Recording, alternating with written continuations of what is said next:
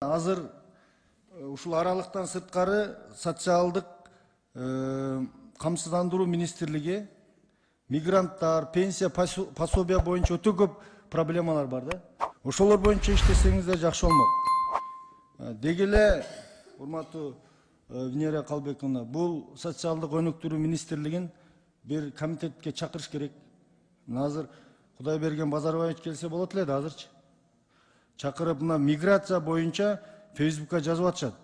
Миграция тармагыны мага бериңиздер, мен бюджеттен акча албай туруп көтөрөм депчи. Буларда эч кандай сунуш жок. Баягы президентибиз бүгүнкү күндө иштебей аткан министрликтер деп кече мен сессияда айтпадымбы? Ошолордун катарына мына министрлик кирет да. Элдин ичиндеги пенсия, пособия боюнча биз мына шайлоолорго барганыбызда эл ушул маселени көп көтөрүп атат.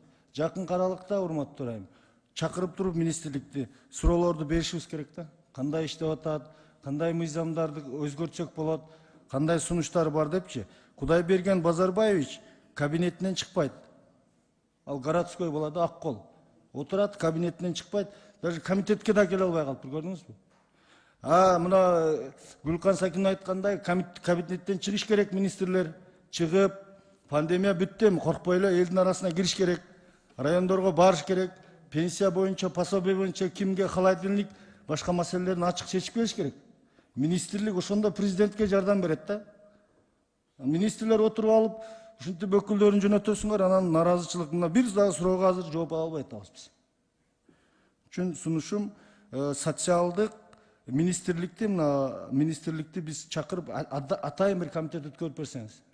Эң чоң элдин көйгөйү ушул министрликте жатат да. Рахмат.